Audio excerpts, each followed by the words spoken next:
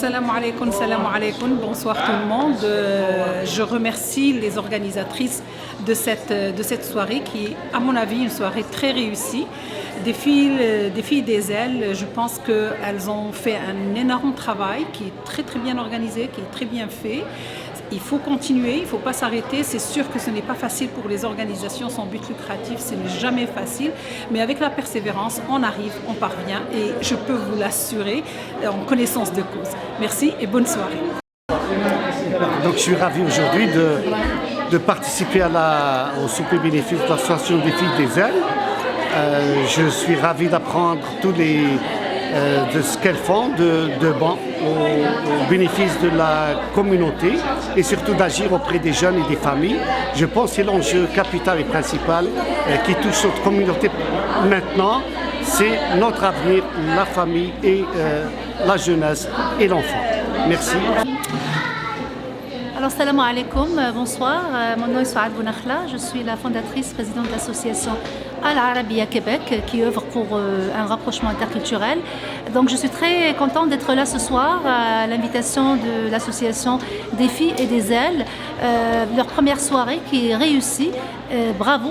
Et donc, comme rétroaction que je peux donner, c'est que ça aussi, je suis très contente parce qu'il y a plusieurs organismes ici. Puis, on arrive à démontrer qu'il y a des ressources sur le terrain, masha'Allah, plusieurs énergies qu'il faut mobiliser et travailler dans un effort et une logique solidaire, Inch'Allah, pour résoudre les problèmes potentiels de la communauté, que ce soit au niveau de la jeunesse, au niveau de la femme, au niveau de la famille.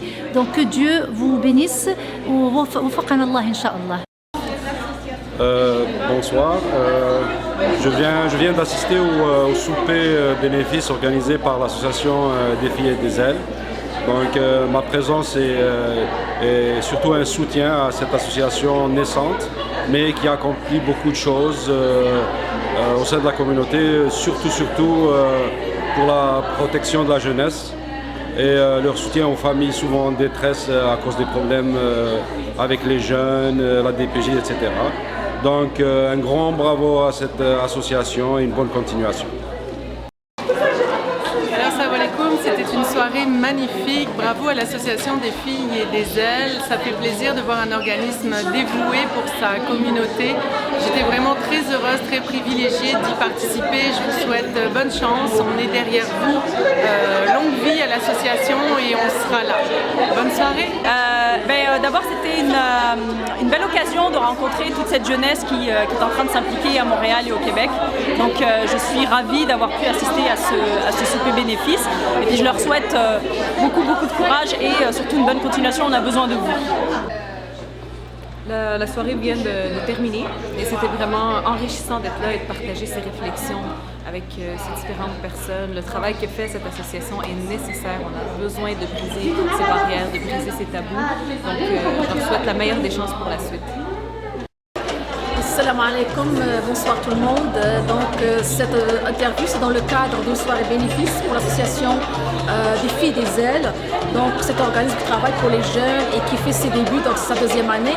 Mais en général, donc ma présence ici c'est dans le cadre de l'implication par rapport au dossier jeunesse en général et par rapport surtout à la résolution de conflits, aussi bien au niveau familial et même au niveau scolaire et autres.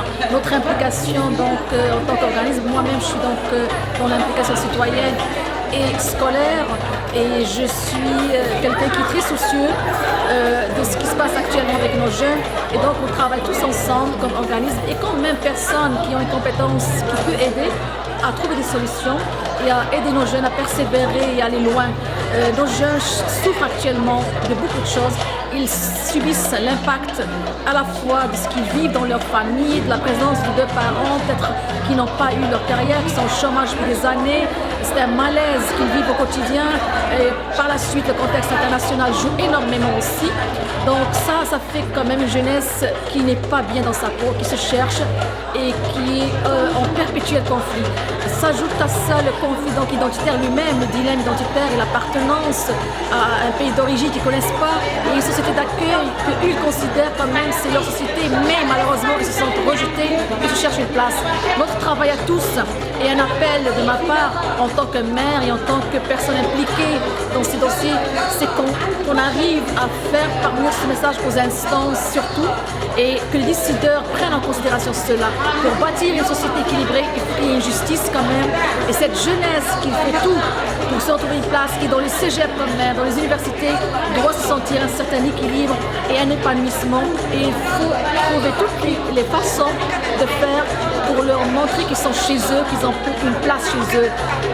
On aimerait que ces jeunes bâtissent ce Québec. Alors, on n'aimerait pas voir des jeunes qui quittent, qui partent, qui sont tentés par d'autres discours, par d'autres idéologies. On aimerait qu'ils se sentent ici, que c'est chez eux, qu'ils bâtissent ici. Et merci.